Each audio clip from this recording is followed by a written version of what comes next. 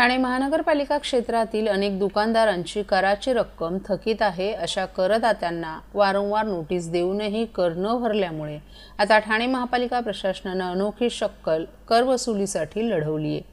संबंधित आस्थापनांसमोर या ठिकाणी ढोल वाजवून ही कर वसुली सुरू केली जात आहे। या आस्थापनांचे किंवा ज्या दुकानदारांचे 10 लाखांपेक्षा अधिक कर हे पालिका प्रशासनाला देणे आहेत त्यांच्या दुकानांसमोर ढोल वाजवून त्यांना कर भरण्याचे आवाहन केले जात आहे। ही कारवाई आज ठाणे महानगरपालिकेचे उपायुक्त शंकर पाटोळे यांच्या उपस्थितीत करण्यात आली। आढावा बैठक घेतलेली आहे। आढावा बैठक घेतली होती। आढावा बैठकीमध्ये लक्षात आलं की ठाणे महानगरपालिकेमध्ये काही भाग आहेत ज्यांचे 10 लाखाच्या वर महानगरपालिकेचे टॅक्सेस आहेत। अशा ठिकाणी महानगरपालिकेचे अधिकारी कर्मचारी वारंवार जातात, विनंत्या करतात की तुम्ही महानगरपालिकेचा मालमत्ता कर भरा। सवलती बी दिल्या होत्या परंतु अद्यापर्यंत तशा दिलेल्या नाहीत। आपण एका ठिकाणी आलोय, जवळजवळ 36,52,000 आहे। आपण ही कारवाई करतोय 10 लाखाच्या वरच्या ठिकाणी जे डिफॉल्ट आहेत, एरियर्स आहेत, अशा ठिकाणी आपण हे ऍक्शन्स इनिशिएट केलेले आहे। वारंवार विनंत्या करून सुद्धा हे मालमत्ता कर महानगरपालिकेकडे येत नाही।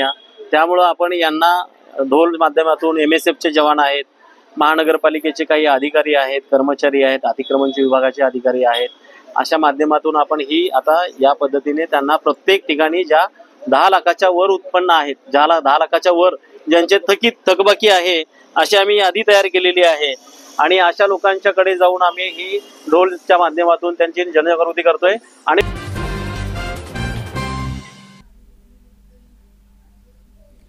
घोडबंदर मार्गावर मेट्रोचे गर्डर टाकण्याचं काम हाती घेण्यात येणार असल्यानं मोठ्या प्रमाणात वाहतूक कोंडी होण्याची शक्यता वर्तवली जात आहे। मेट्रोच्या कामामुळे वाहतूक कोंडी होऊ नये यासाठी 12 दिवस घोडबंदर मार्गावर अवजड वाहनांना बंदी घालण्यात आली आहे। 8 ते 20 जानेवारी दरम्यान रात्री 11 ते पहाटे 4 वाजेपर्यंत ही बंदी लागू असणार असून वाहनांना पर्यायी मार्गाने वळवण्यात येणार आहे। या संदर्भात वाहतूक पोलिसांनी वाहतूक बदलाची अधिसूचना काढली आहे। घोडबंदर मार्गावर मेट्रो 4 मार्गिकेचं काम सुरू आहे। त्याचबरोबर मेट्रो स्थानक उभारणीची कामही सुरू आहेत। अशाच प्रकारे गायमुख येथील मेट्रो स्थानक उभारणीचं काम सुरू असून त्यासाठी गर्डर बसवण्याचं काम हाती घेण्यात येणार आहे। नेमकी हीच बाब लक्षात घेऊन ठाणे वाहतूक शाखेनं 8 ते 20 जानेवारी या कालावधीत रात्री 12 ते पहाटे 4 या वेळेत घोडबंदर मार्गावर अवजड वाहतुकीला बंदी घातली आहे। नागला बंदर सिग्नल ते इंडियन ऑइल पंप आणि नागला बंदर ते भाईंदरपाडा या ठिकाणी हे वाहतूक बदल लागू करण्यात आले आहेत।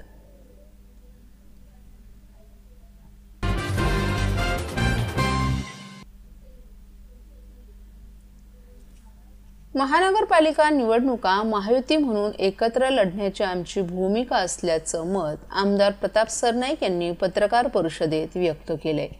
भारतीय जनता पार्टीची राज्यात ताकद मोठी आहे हे आम्ही मान्य करतो, त्याच खालोखाल शिवसेनेची ताकद देखील मोठी आहे। भविष्यात देखील आम्ही महायुती म्हणून लढू आणि राज्यातील सर्व निवडणुका एकत्र लढू असं आम्हाला वाटतं। स्थानिक लेवलला काही नेत्यांची कार्यकर्त्यांची इच्छा असेल तर आम्ही त्यावर विचार करू। काही नेते मंडळी एकला चलोची भूमिका घेत असले तरी आमची भूमिका महायुती म्हणून एकत्र लढण्याची आहे असंही सरनाईक यांनी सांगितलं। तसंच त्यांनी संजय राऊत यांबद्दल बोलताना संजय राऊत यांच्याकडून गेल्या अनेक वर्षांपासून भरपूर धडे घेतलेत। काँग्रेसकडे सर्व मराठी माणसे मराठीला अभिजात भाषेचा दर्जा मिळतील या आशेनं बघत होती, परंतु ते त्यांनी केलं नाही। मात्र नरेंद्र मोदी, एकनाथ शिंदे, देवेंद्र फडणवीस आणि अजित पवार यांनी ते करून दाखवलं।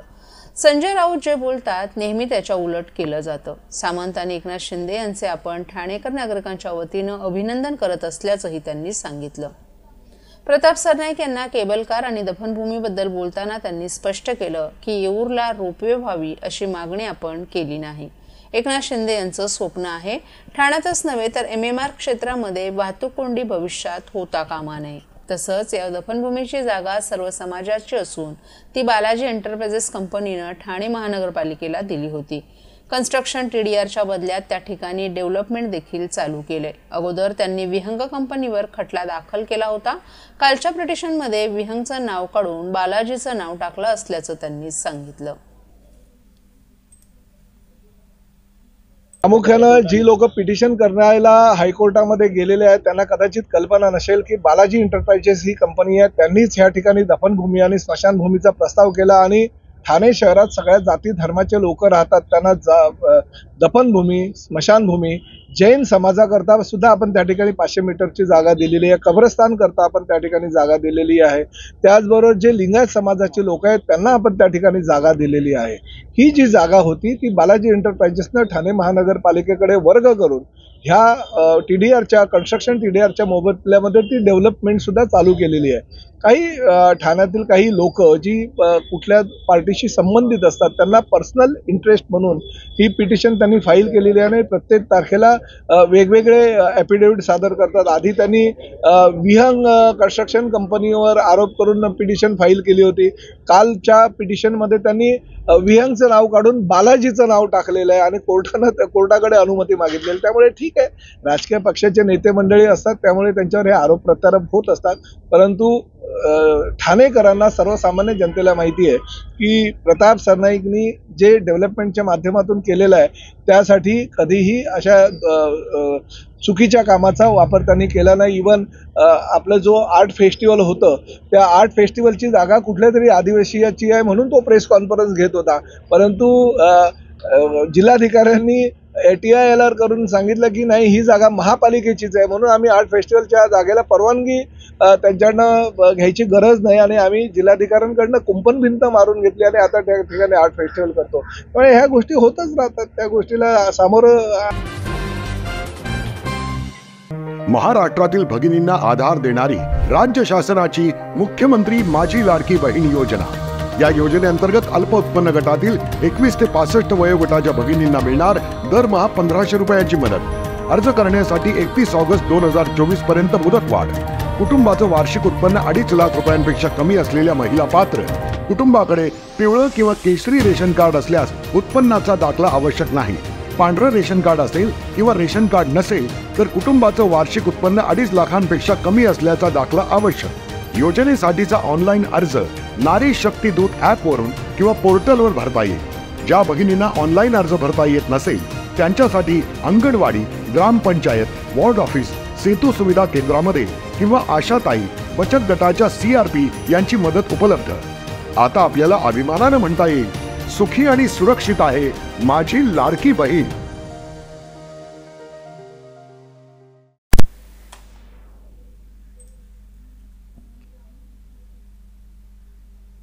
तांत्रिक कारणांमुळे डायघर कचरा प्रकल्प एका महिन्यापासून बंद असल्यानं ठाण्यातून एकही कचऱ्याची गाडी डायघर प्रकल्पाकडे गेली नाही. परिणामी 1 महिन्यापासून संपूर्ण ठाणे शहराचा कचरा हा CP तलाव परिसरातच पडून आहे.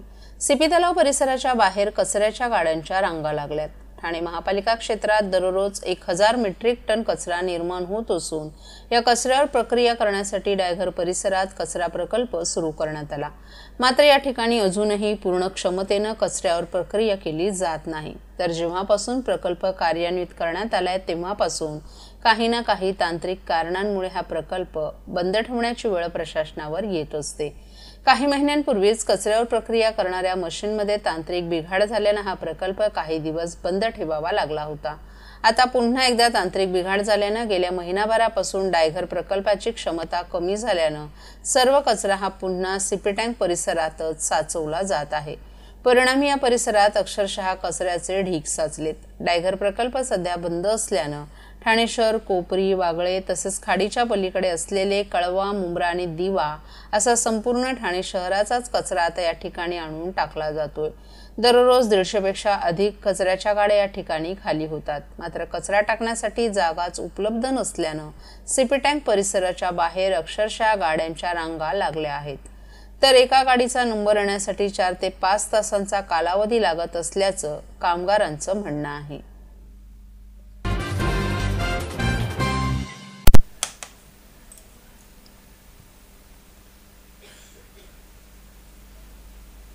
भारतातील प्रत्येक घर, प्रत्येक उद्योग कार्बन न्यूट्रल व्हावा हे आपलं ध्येय आहे. तेव्हा हवामान बदलासाठी स्वतःच्या जीवनशैलीमध्ये छोटे छोटे पर्यावरणपूरक बदल घडवून इतरांनाही या कृतीबद्दल सांगा. त्यामुळे आणखीन 10 जण प्रभावित होऊन खऱ्या अर्थानं परिवर्तनाची सुरुवात होईल असा कानमंत्र आंतरराष्ट्रीय युवा पर्यावरण संशोधक प्राची शेवगावकर हिनं दिला आहे.